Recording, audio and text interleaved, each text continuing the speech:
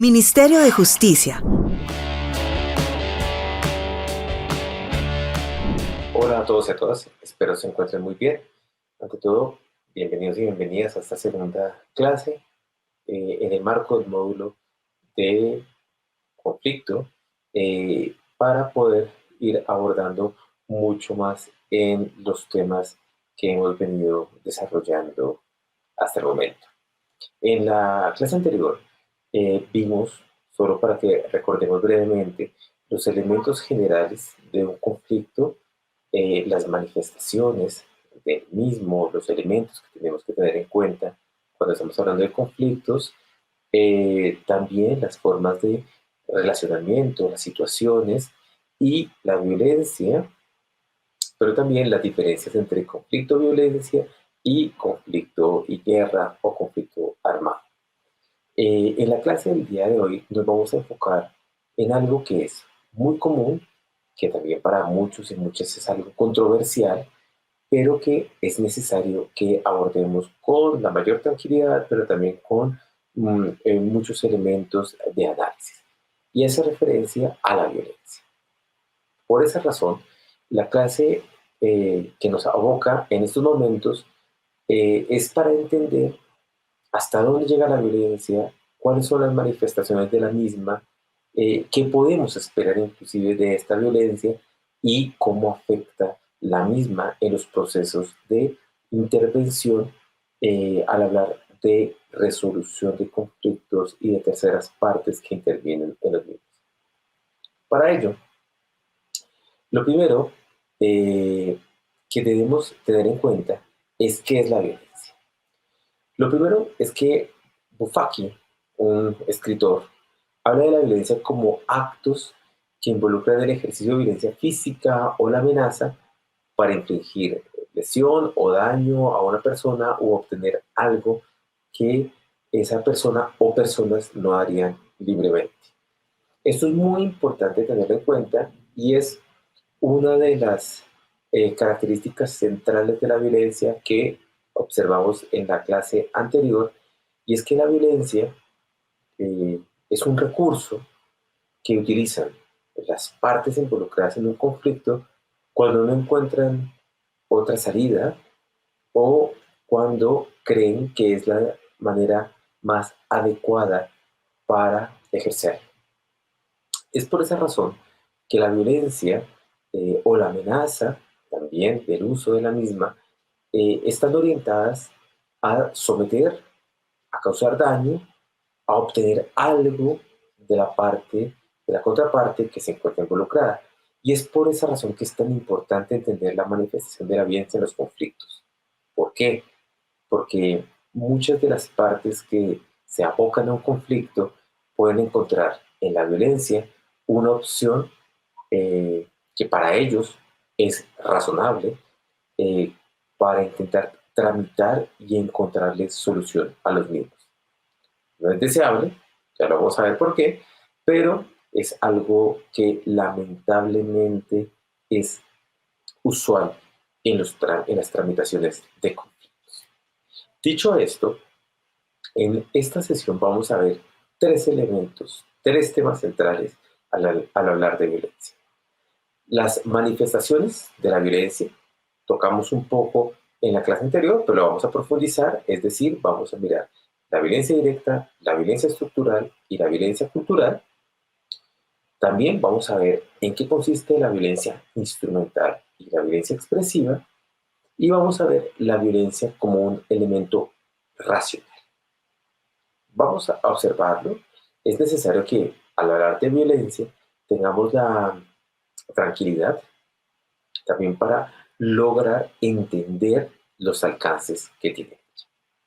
Lo primero con lo que vamos a iniciar es con el Manifiesto de Sevilla de 1989. Este manifiesto es muy importante porque nos ubica en un campo que es bastante difícil, que tiene unas enormes connotaciones morales, pero que es necesario que entremos en él para comprender los alcances de la vida.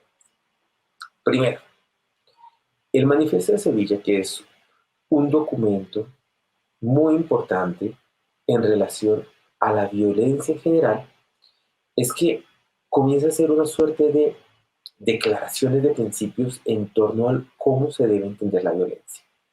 Lo primero, muy importante, y puede parecer obvio, pero no lo es. Lo primero que habla el manifiesto de Sevilla es que la guerra es un fenómeno específicamente humano, es una construcción de la especie humana. ¿Qué quiere decir? Que la guerra es una situación que no encontramos en otras especies, que nosotros, los seres humanos, las sociedades, a través de nuestros intereses políticos y económicos, somos la única especie capaz de generar una guerra. Repito, puede parecer obvio, pero es importante resaltar este dato. ¿Por qué es importante resaltar este dato? Porque la violencia no es connatural a otros seres, tampoco al ser humano, pero nosotros podemos ejercer y llevar a su máximo de expresión dicha violencia. Lo segundo que aclara bastante el manifiesto de Sevilla es que los genes no producen individuos necesariamente predispuestos a la violencia. ¿Qué quiere decir eso?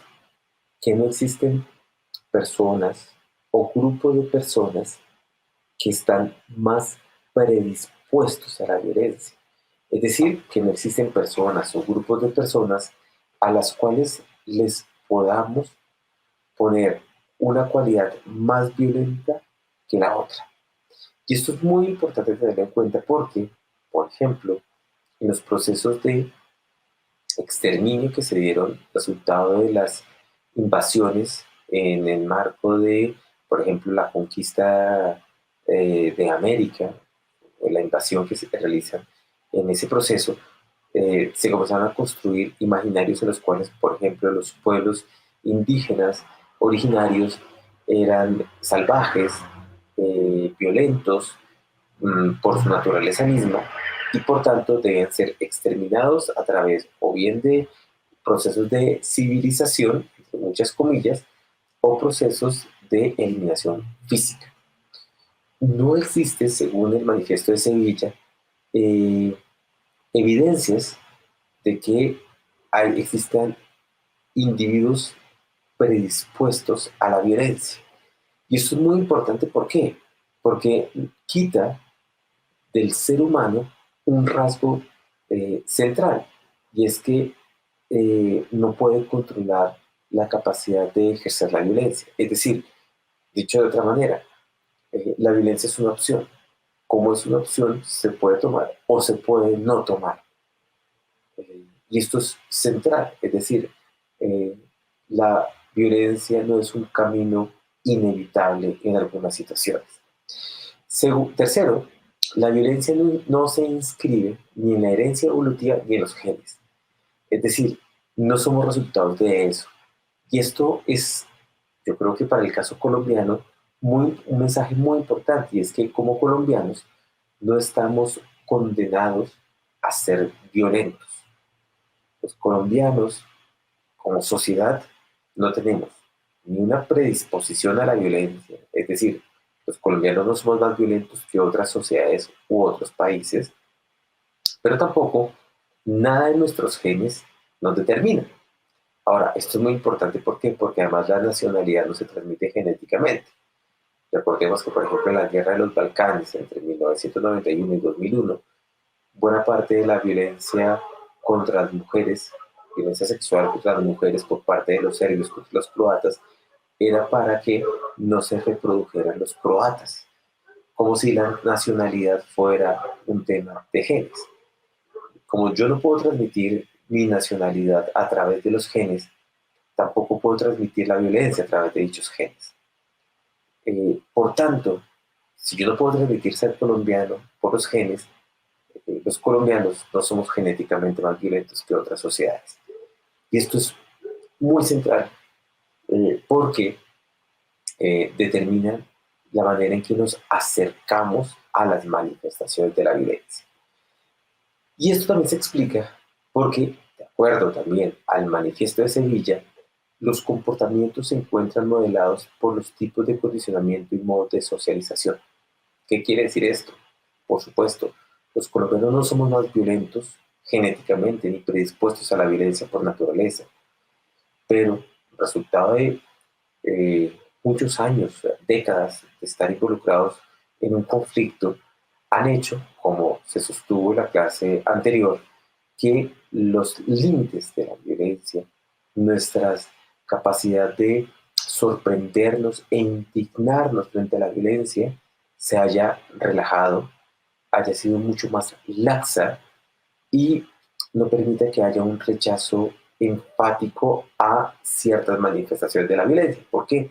Porque la violencia se ha convertido en una expresión, lamentablemente, cotidiana en nuestros relacionamientos sociales. Y acá, por favor, yo quiero ser muy claro con ello. Con esto nos está diciendo que los colombianos somos más violentos. Lamentablemente, nuestra sociedad, resultado de unos procesos que llevan décadas, ha convivido con la violencia constantemente y esa convivencia ha llevado a naturalizar, flexibilizar algunas manifestaciones violentas que se ha instaurado en algunos códigos culturales. Pero así como se ha instalado, se puede desinstalar. Lamentablemente, esa suerte mm, de formas de impactar nuestras resistencias a la violencia han hecho que dicho camino sea una opción cuando hablamos de conflictos. Pero el mensaje es que ni es natural, ni es genético, ni estamos más predispuestos. Tan solo hay unos modelos de socialización y condicionamiento social que han llevado a que en Colombia las fronteras de la violencia sean más laxas y tengamos como una suerte de mayor permisividad a la violencia frente a otras sociedades que no han estado expuestas durante tanto tiempo a la violencia. Entonces, recordemos que en la clase anterior eh, vimos un triángulo cuando hablamos de Galton, en relación a los comportamientos, las actitudes, las necesidades y cómo eh, esos distintos elementos en su interacción se presentaban en situaciones conflictivas. Pues resulta que la violencia también tiene una suerte de triangulación de los distintos elementos. Existen violencias directas, violencias estructurales y violencias culturales. Cuando hablamos de estas distintas violencias, son violencias que se pueden encontrar, que se pueden retroalimentar, se pueden reforzar, pero que además son violencias que son determinantes cuando estamos hablando de la intervención de conflictos. Aquí es necesario siempre recordar, no todo conflicto implica la violencia, pero cuando ya estamos hablando que en un conflicto se ha pasado un límite y se ha hecho uso de la violencia, ese conflicto es un poco más difícil de intervenir. ¿Por qué? Porque se ha cruzado una frontera. No quiere decir que sea eh, incapaz de ser solucionado, tan solo que resulta que tiene un mayor reto para solucionarlo, dado que la violencia deja huellas, genera impactos y por tanto, al haber llegado un conflicto a dicho límite, eh, es necesario desplegar otras estrategias para procurar solucionarlo e intervenir en él. Dicho esto, la violencia directa, que es un tipo de violencia, tiene dos expresiones. La violencia puede ser física o puede ser verbal. En ese sentido, es la violencia más evidente y más obvia que se presenta en los procesos de conflictos que llegan a ese punto.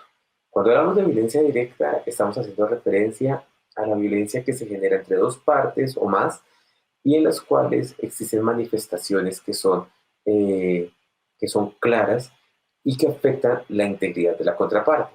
Por ejemplo, un golpe, unas acciones de afectación a la integridad de la contraparte. Eso hace referencia a violencia directa física. Por ejemplo, un puño, la utilización de algún objeto contundente. A eso hace referencia la violencia directa física. Pero también la violencia directa puede ser verbal. Entonces hacemos uso bien o de insultos, de formas de menospreciar o quitarle valor a la contraparte, y esas también pueden ser formas de violencia. Algo muy importante que debemos tener en cuenta siempre en los procesos de intervención de los conflictos, cuando han llegado a la violencia, es que quien usa la violencia siempre busca justificarla. Es decir, es muy difícil encontrar un actor o una parte que haga uso de la violencia sin la justificación de dicho uso. Por eso es muy importante entender dónde está parado y qué busca y pretende con la violencia. ¿Qué quiere decir esto? Por ejemplo, las partes hacen referencia al uso de la violencia como última alternativa. No tenía otro recurso e hice uso de la violencia. O, por ejemplo, justifican el uso de la violencia como una forma de protección. Es decir, no podía dejarme, fui víctima de una afectación previa y por tanto estaba en todo mi derecho de hacer uso de la violencia. O tercero, una forma de supervivencia. Era la contraparte o era yo. Usualmente, algunas de esas tres justificaciones se encuentran siempre que alguien o alguna parte o algún grupo hace uso de la violencia. No es habitual que se haga uso de la violencia y detrás de ella no exista un discurso de justificación. Siempre, casi siempre, para no ser absoluto mi afirmación, quien o quienes hacen uso de la violencia buscan justificarlo. Y eso es importante, que cuando se va a intervenir en una situación conflictiva que ha llegado a la violencia, lo tengamos presente. Que quien hace uso siempre va a buscar justificar dicho uso. Y por tanto, es necesario prestar atención a estos discursos justificadores de la implementación de algún tipo de violencia a la contraparte. Especialmente pasa cuando se está hablando de violencia directa, bien sea física o verbal. Siempre va a encontrar uno algo o algún tipo de discurso justificador en torno a ello. Otro tipo de violencia es la violencia estructural. La violencia estructural hace referencia a esas condiciones que generan desigualdades, afectaciones o capacidades o incapacidades, sería más preciso la expresión, para lograr tener las mismas oportunidades que otros grupos sociales o grupos de personas. Cuando se está hablando de violencia estructural, son aquellas condiciones en las cuales un grupo, personas o grupo de personas se encuentran en desventaja y afectan sus posibilidades de desarrollo, sus potencialidades para poder vivir una vida plena con una vida de ejercicios de derechos en los cuales están satisfechas todas sus necesidades. ¿Por qué es importante tener en cuenta esto? Porque, por ejemplo, muchos estudios en Colombia han demostrado que la educación se encuentra concentrada, el acceso a la educación se encuentra concentrada en zonas particularmente urbanas y que, por ejemplo, están ubicadas en las zonas andinas del país. Zonas alejadas de los centros poblados comienzan a difuminar el derecho al acceso a la educación. Si yo no tengo acceso a la educación como ciudadano, pero otros sí, se está generando una situación estructural de desigualdad que puede afectar, por ejemplo, mis capacidades de desarrollo, por un lado, pero también las capacidades y los recursos que yo tengo para tramitar situaciones de la vida cotidiana. Cuando hablo de educación, no solo estoy hablando de la educación formal, sino también la educación en la ciudadanía.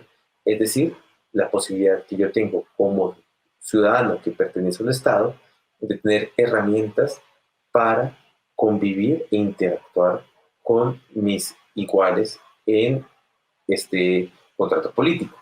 Y esto es muy central, ¿por qué? Porque, por ejemplo, si yo tengo una conflictividad interpersonal, esa conflictividad se puede ver acrecentada porque he desarrollado mi vida en un entorno en el cual no se me han garantizado ni se me han entregado las herramientas posibles para poder eh, dar trámite a las situaciones, a los conflictos cotidianos a través de mecanismos de imaginación que no tomen a la violencia como un recurso viable y legítimo en torno a situaciones en las cuales yo tal vez no me siento cómodo o percibo que hay intereses que están vulnerando mis capacidades o mi desarrollo. El tercer punto del triángulo hace referencia a la violencia cultural. La violencia cultural hace referencia principalmente a todos aquellos discursos que legitiman los anteriores, tanto la violencia directa como la violencia estructural. Y son discursos que permiten, además de legitimar, promover inclusive que las cosas no se transformen. Entonces aquí encontramos el racismo, la xenofobia que está lamentablemente tan esparcida en el país, el machismo, eh, la porofobia, y estos procesos lo que hacen, estos discursos lo que hacen es legitimar que, por ejemplo, le tengamos miedo al migrante, le tengamos miedo o desprecio a quien tiene un color de piel diferente al mío, o habla una lengua distinta, o tiene unos recursos económicos diferentes al mío. Todos esos discursos lo que hacen es legitimar o bien las estructuras de desigualdad que afectan a las personas, o bien el uso de violencia entre relacionamientos sociales. Pongamos un ejemplo un poco neutro, pero que está afectando a la sociedad colombiana. Resultado de las olas, de la creciente olas de inseguridad en el país, cada vez más se legitiman eh, las estrategias y los recursos a violencias por propia mano. Es decir, que si, por ejemplo, hay una persona que incurre en un delito, en el robo, por ejemplo, las comunidades toman por sus propias manos la justicia. Y estos discursos lo que hacen es legitimar porque comienza a plantearse la ineficiencia del Estado, la impunidad, la incapacidad, entonces se mandan lecciones y se comienzan a generar escenarios en los cuales se le plantea a la sociedad en general que la manera para solucionar estos efectos de violencia, de delitos, están orientados en las manos y recursos de las propias comunidades. Entonces, esos discursos comienzan a promoverse, legitiman, refuerzan, entonces refuerzan el miedo, refuerzan la necesidad de ejercer violencias, y lo que va haciendo es que se va incrustando en prácticas sociales que son violentas, pero que se legitiman y que están enfocados en expresiones directas de violencia. Entonces son un triángulo de procesos que podemos encontrar en conjunto, que no siempre se retroalimentan, pueden haber violencias separadas, por supuesto, pero que tenemos que entender que están allí y que el hecho de que estén allí puede ser determinante en el momento en que, como un tercero, como un conciliador, una conciliadora, como un mediador, pueden ser centrales en el proceso de intervención en el conflicto. Por esa razón, existen distintos tipos de violencias y formas en las cuales se expresan esas violencias. Entonces, por ejemplo, cuando hablamos de violencia directa, eh, cuando estamos hablando de las conductas de las partes involucradas. Ejemplo de ello es la violencia contra la mujer, por poner solo un ejemplo. Y eventualmente, lamentablemente, la sociedad colombiana aún sigue presentándose de una manera preocupante expresiones en las cuales los hombres consideran que es un recurso legítimo eh, ejercer violencia contra la mujer, violencia directa, es decir, un golpe o inclusive causarle la muerte a una pareja o expareja. Eso es la manifestación más clara de lo que sería la violencia directa. Y es la manera a través de cual la conducta de una de las partes busca afectar a la contraparte. Cuando hablamos de violencias estructurales, estamos hablando, por ejemplo, de violencias que pueden encontrarse de manera verticales u horizontales. ¿Qué quiere decir eso? De maneras verticales es cuando hablamos de una jerarquía. Entonces existe el Estado, instituciones que jerárquicamente pueden ejercer violencias contra grupos o poblaciones. Pongamos ejemplos claros. Entonces existe una pirámide social en los cuales los pobres, las personas con menos recursos, son las personas que más afectados se encuentran por las violencias estructurales. Si ustedes quieren, por ejemplo, profundizar en esto y cómo las personas con menos recursos son las más afectadas de un modelo de sociedad, pueden recurrir a un sociólogo francés que es muy reconocido, que se llama Louis Vaquant. Louis Vaquant tiene una gran obra, entre ellas su mejor desarrollo investigativo, que se llama Castigar a los pobres, en el cual demuestra cómo en las sociedades, claro, por supuesto, él hace su investigación principalmente en Europa y en los Estados Unidos, él encuentra cómo en estas sociedades quienes principalmente están en las cárceles son personas afroamericanas, eh, personas latinas en el caso de Estados Unidos, personas de una determinada raza o nación, pero todas tienen en común que son personas de escasos recursos.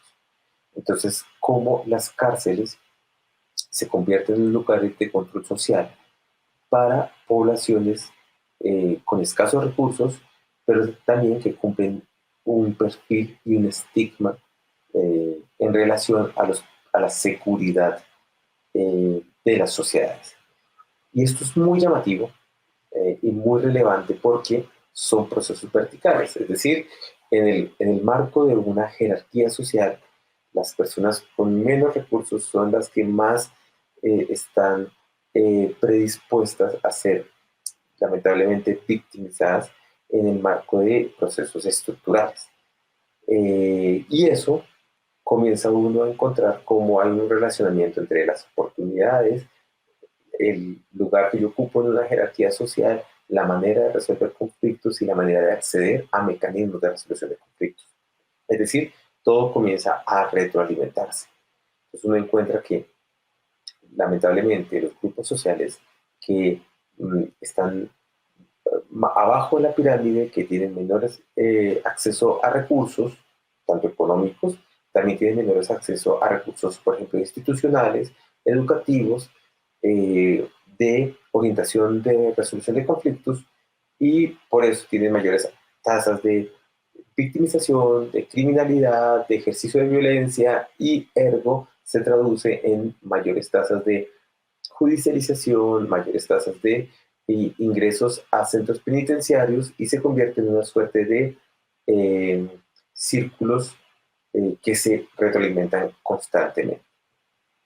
Y la violencia cultural hace referencia, por ejemplo, a actitudes en las cuales los imaginarios se refuerzan. Entonces, tenemos imaginarios en Colombia, lamentablemente, donde las personas migrantes son las responsables de buena parte de las criminalidades o de las acciones violentas de las ciudades, cuando uno comienza a observar que las estadísticas no corresponden directamente a esos imaginarios.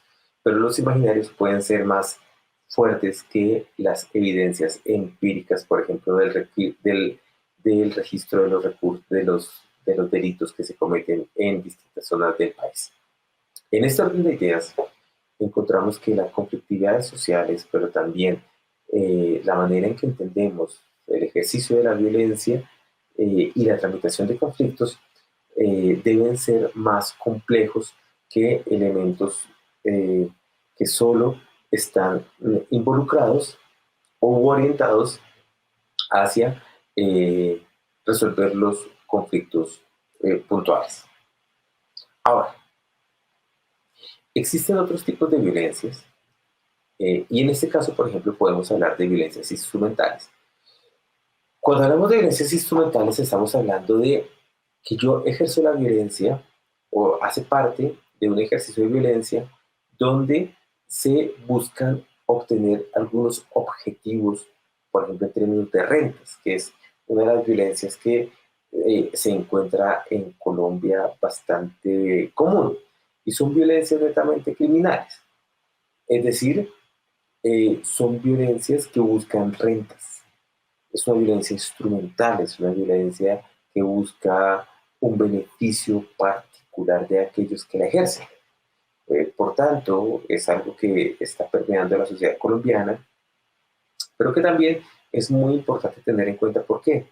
Porque eh, son violencias que afectan el tejido social de las comunidades. Eh, Voy a permitirme poner algunos ejemplos.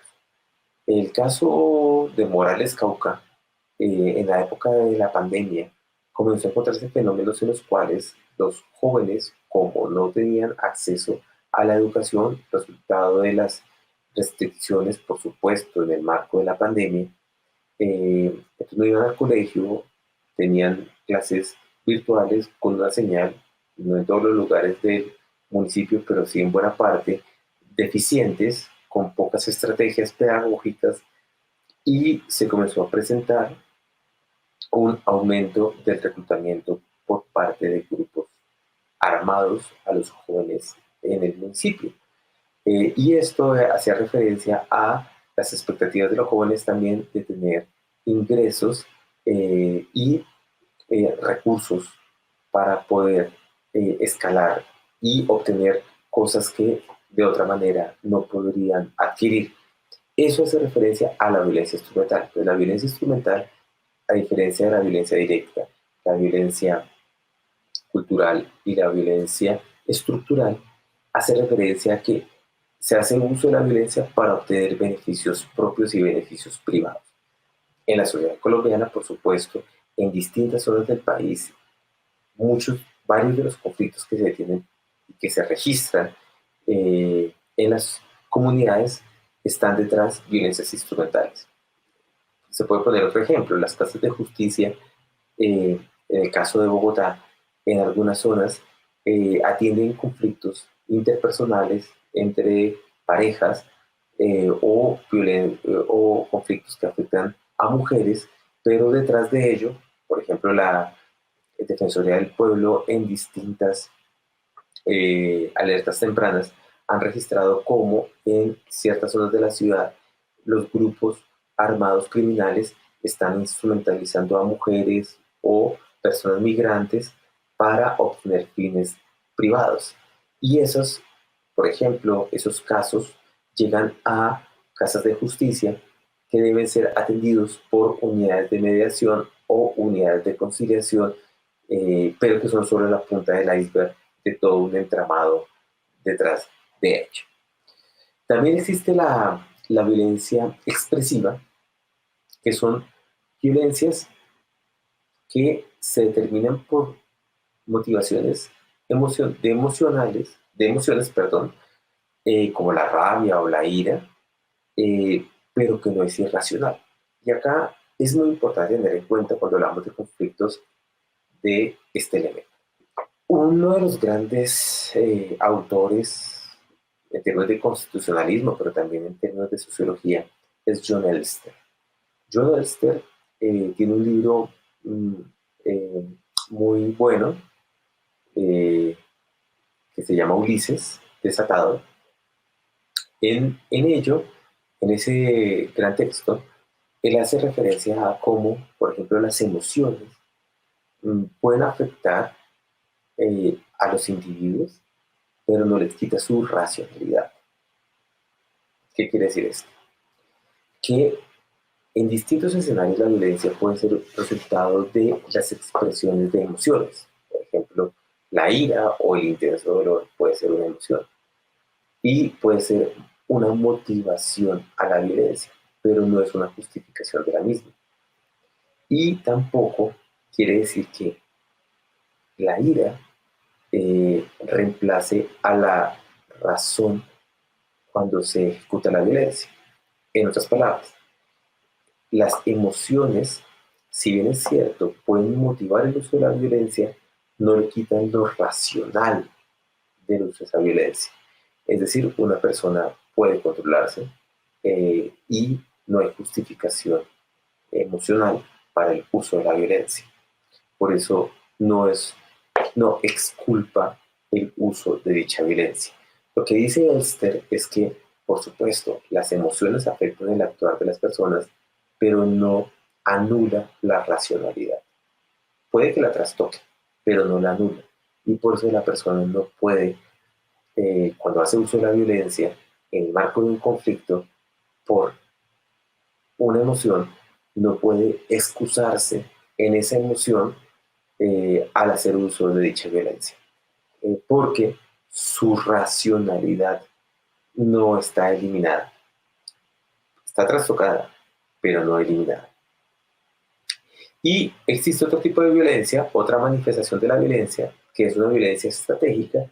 Y cuando se habla de violencia estratégica, se está hablando de la violencia como un mecanismo para transformar los balances de poder.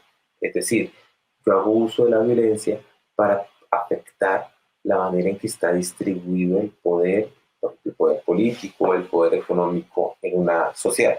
Esta violencia ya es una violencia un poco más, una manifestación más particular, más elaborada de algunos contextos. Por ejemplo, cuando hablamos de guerras, se desarrolla una violencia estratégica porque yo busco transformar la distribución del poder. Entonces, por ejemplo, yo busco quitarle el poder al Estado o busco quitarle el poder a un grupo en particular, a diferencia de otros escenarios. Sin embargo, eh, estas manifestaciones nos competen en un módulo de conflicto y en el marco de un diplomado en relación a la conciliación, porque estas manifestaciones afectan a la sociedad y afectan la cotidianidad de algunas zonas, de varias zonas del país. Y es por eso que en muchas ocasiones los conflictos interpersonales que se van a intervenir se encuentran determinados también por expresiones más estructurales, expresiones propias de instrumentalización, de expresiones estratégicas que deben ser tenidas en cuenta. Que repito, como lo dije hace un momento atrás, las personas que intervienen no estamos llamados a solucionar absolutamente todo. Sí tenemos que tener esa suerte de lectura, esa suerte de lentes, como lo llamaría Jean-Paul Vederac, para poder entender los pasos comunicantes y la manera a través de la cual eh, algunas dinámicas afectan los desarrollos de unas conflictividades en específico.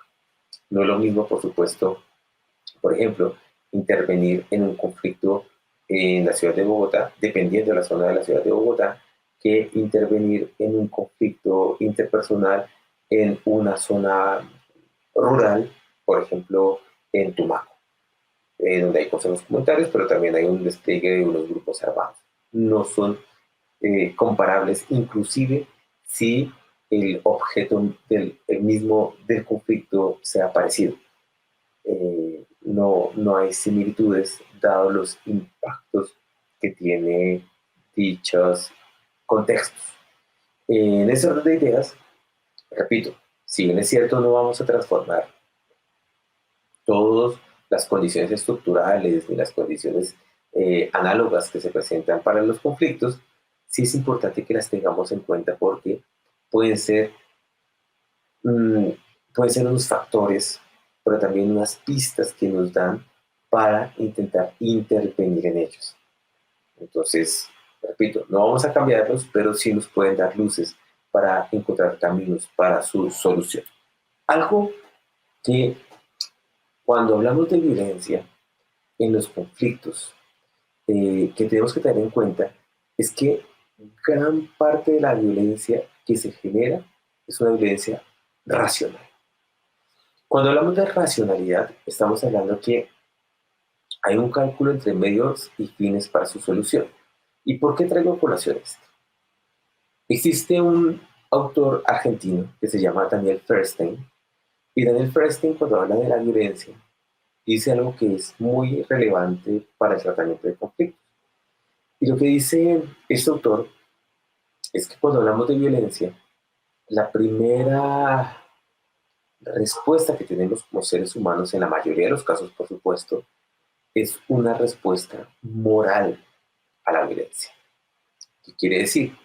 Recuerden ustedes que cuando hablamos de una respuesta moral, estamos simplificándolo al máximo, por supuesto, estamos hablando de una respuesta entre lo que consideramos que está bien y lo que consideramos que está mal.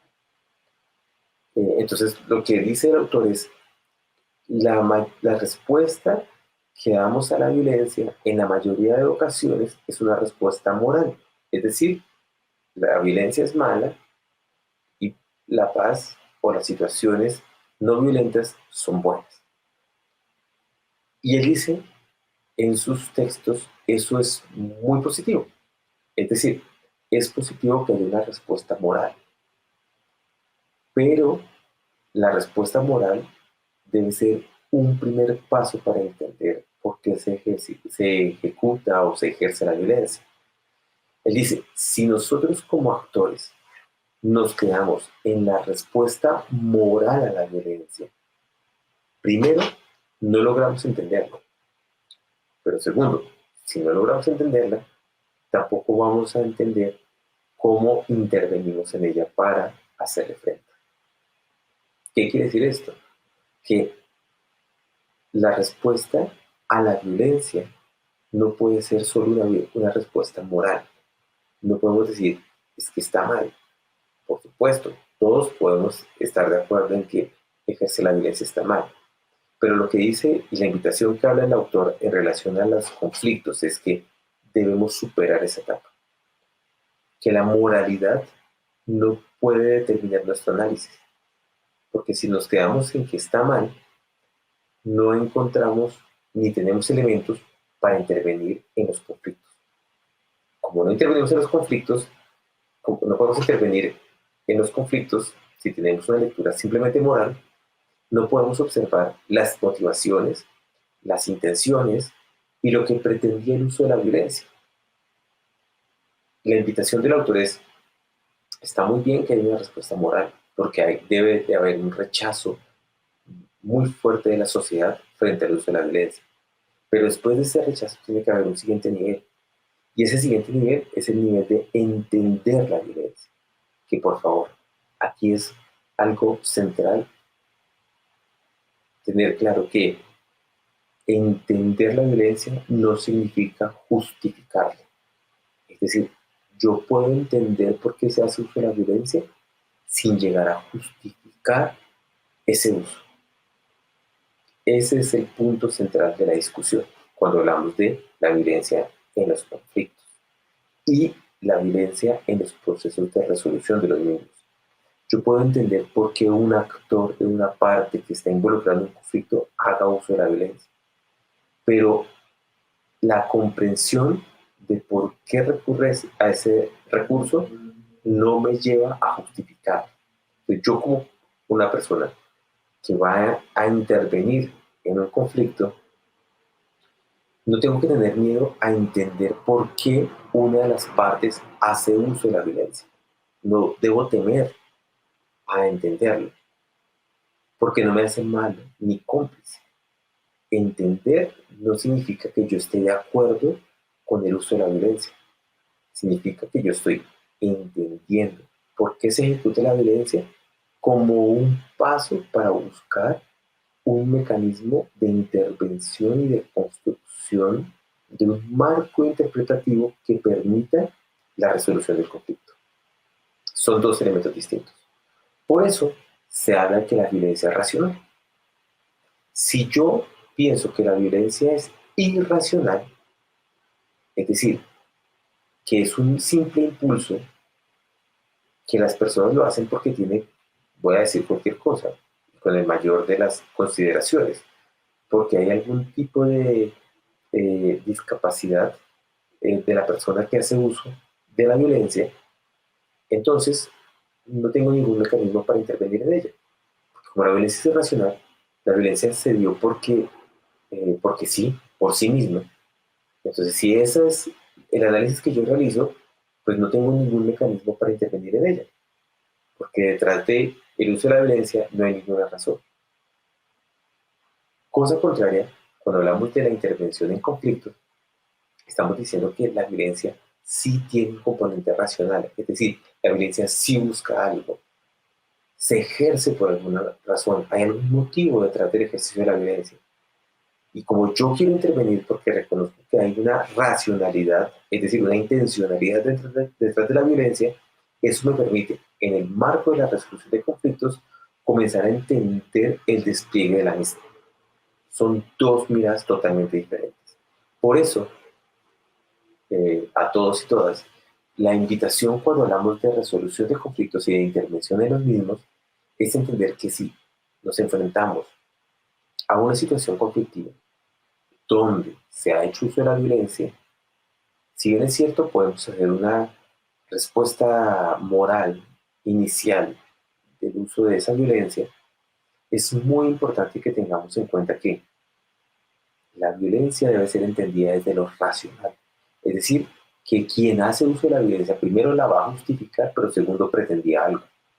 Si nosotros no logramos entender qué buscaba, qué pretendía esa parte al hacer uso de la violencia, se nos va a dificultar mucho más la intervención para procurar solucionar el conflicto. Cuando se hace uso de la violencia en un conflicto, se presenta algo que se llama el espectro de la violencia. ¿Qué quiere decir el espectro de la violencia y por qué es importante al analizar los conflictos? Cuando se habla del espectro de la violencia es que el uso de la violencia afecta, trunca lo que como individuos podríamos ser o podríamos haber alcanzado si no se hubiese ejercido la violencia. En otras palabras, al hablar del espectro de la violencia se está hablando que el ejercicio de la violencia truncó uno o varios escenarios posibles y que yo como individuo que me veo afectado por la violencia ya no puedo aspirar a determinados objetivos, sueños o metas resultado del ejercicio de dicha violencia. ¿Y por qué es importante en la resolución de conflictos y en las teorías de los conflictos entender este espectro de la violencia? Porque la violencia deja huellas, la violencia afecta las relaciones interpersonales, las relaciones comunitarias, etc. Como la violencia deja huellas, la violencia afecta, es necesario ver qué truncó la violencia, qué sueños o qué perspectivas o qué imágenes afectó dicha violencia. Si logramos comprender eso, logramos comprender que es necesario actuar para comenzar o a solucionar o a superar o a compensar los efectos de la violencia. Entonces, en las teorías de resolución de conflictos, en las teorías de conflictos, en el marco del campo de investigación para la paz, es necesario que también tengamos en cuenta no solo la racionalidad de la violencia, sino también entender que la violencia afecta y que afecta y puede truncar posibilidades. Como trunca posibilidades, cuando buscamos intervenir en un conflicto, es importante entender que dicho conflicto se puede abordar y solucionar en la medida que se identifiquen las afectaciones que trajo consigo la violencia. Por eso la violencia debe ser entendida como un elemento que no es natural en el conflicto, recordemos. Y perdón si soy redundante, pero es muy importante tener en cuenta acá. No todo conflicto termina en la violencia. Depende de la manera en que lo tramitemos. No todo conflicto está condenado a llegar a la violencia. Todo depende de los recursos y la imaginación que tengan las partes involucradas en dicha situación conflictiva. Pero cuando se llega a la violencia, cuando una situación conflictiva llega a la violencia, debe ser entendida como un elemento, una manifestación que no es casual y que debe desplegar los distintos recursos de las personas para afectar. En este sentido, es muy importante que tengamos en cuenta que la violencia, al ser implementada, ejecutada en un conflicto, genera mayores dificultades para resolverlo. En otras palabras, no lo vuelve más difícil, pero la violencia sí dificulta la solución de un conflicto que no ha llegado a ese punto. Por eso, una de las grandes recomendaciones que dan los grandes teóricos, que en un momento les dejo las referencias para que lo podamos observar, una de las recomendaciones que dan los teóricos al hablar de la resolución de conflictos hace referencia a procurar evitar que los conflictos lleguen a un punto donde se ejecute la violencia. No porque sean intratables, como lo diría un autor de apellido Sartman, sino porque cuando se cruza la frontera de la violencia, se traspasa una suerte de umbral. Un umbral que hace, no imposible, pero sí más difícil la posibilidad de resolver la situación conflictiva. Y por eso, el despliegue y la comprensión debe ser distinta. Eso, en teoría de conflicto, se llama los procesos de prevención que se pueden ejercer. Es decir, como los conflictos son parte de la vida cotidiana, nosotros tenemos que tener mecanismos para prevenir que la tramitación de los conflictos devenga en violencia. Repito, los conflictos son sanos para la sociedad, son sanos para los seres humanos, son sanos para las relaciones. Lo que no es sano es una tramitación errónea del conflicto. ¿Cómo se encuentra una tramitación errónea del conflicto? Cuando el conflicto deviene en violencia. Cuando llega la violencia, ya no es preventivo, ya los instrumentos y los mecanismos que se despliegan son mecanismos que son reactivos, es decir, mecanismos que buscan responder a la violencia que se genera. Ya no se busca prevenir, porque ya no se logró, se busca es reaccionar a esa violencia. Entonces, esos mecanismos reactivos que implementan las terceras partes involucradas en, por ejemplo, la intervención de los conflictos, deben tomar en cuenta no solo la racionalidad, no solo la motivación, no solo el impacto, sino también lo que afectó el conflicto, por supuesto, que hace referencia al impacto, sino también las cosas que pudo haber truncado esa violencia. Y ese mecanismo es la manera a través de la cual quienes intervienen, las terceras partes que intervienen en los conflictos, deben de llegar hasta allí para poder aplicar mecanismos orientados a la resolución de conflictos por un lado, pero también para la reconstrucción de las relaciones, bien sean relaciones interpersonales, bien sean relaciones comunitarias, procesos de reconciliación o inclusive relaciones de procesos de restauración. Aquí les podemos recurrir si ustedes quieren profundizar en estas temáticas que hemos trabajado en la clase del día de hoy. Entonces, encontramos a un autor que es muy importante, creo yo, que se llama Michael G. Boyle. Él hace referencia a unas situaciones de violencias cuando se logra superar las guerras y cómo esos espectros de la violencia de las guerras afectan a los países, pero también las sociedades en general. Y él demuestra con casos como Libia, Liberia, etcétera, Timor Oriental y demás, situaciones en las cuales violencias prolongadas de guerras afectan los mecanismos y los recursos de violencia a los cuales apelan los países. yo creo que es muy importante, especialmente para el caso colombiano, entender cómo esto puede afectar, por ejemplo, las transformaciones de conflictos. Bufaki hace referencia a las distintas formas de violencia. Podemos encontrar, por ejemplo, la relación entre violencia y justicia social y la manera en que se refuerzan distintas estructuras de desigualdad que pueden afectar la transformación de conflictos.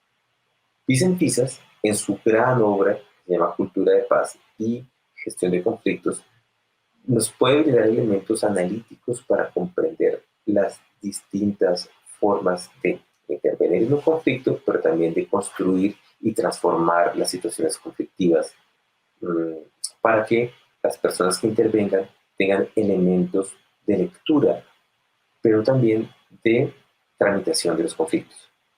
Entonces, este es uno de los grandes libros que se recomiendan en el campo de la resolución de conflictos y la investigación para la paz, porque toca de manera amplia el campo, por un lado, pero también ofrece elementos clave para poder tener mecanismos para la intervención. Y por último, tenemos a Johan Galtung. Johan Galtung, que es uno de los grandes padres de la investigación para la paz, tiene un texto que se llama Las 3 R's, que habla de reconstrucción, reconciliación y resolución. Y en este escenario, en este texto, él habla de los retos que tienen las sociedades después de las violencias, pero también la manera a través de la cual analíticamente podemos comprender las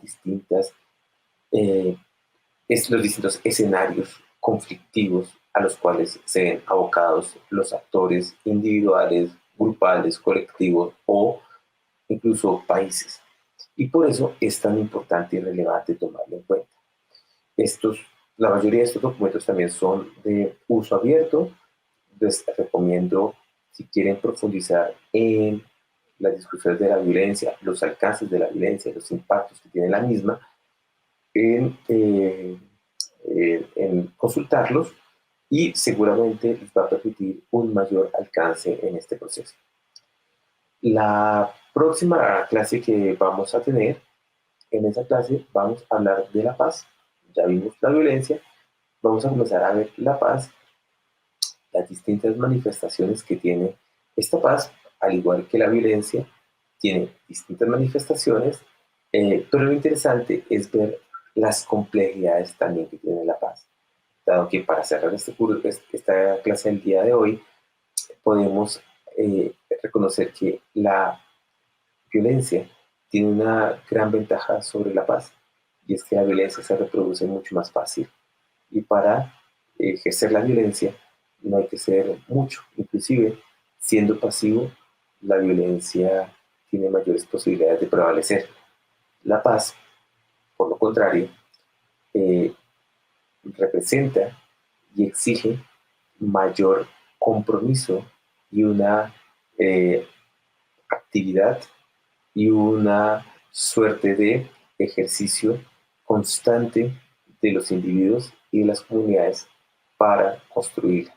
Por eso la paz es más difícil, la violencia es más sencilla y es un recurso que muchos y muchas encuentran viable, factible y eficiente en los procesos de tramitación de conflictos. Eso no quiere decir que sea lo más recomendable. Espero que esta clase les haya dado un panorama general, les haya dado elementos, si bien de análisis, también de cuestionamientos, y que les sirva para su proceso formativo. Les agradezco a todos y a todas su interés y su atención, y nos vemos en la próxima clase con el tema de paz. Les deseo lo mejor. Muchas gracias.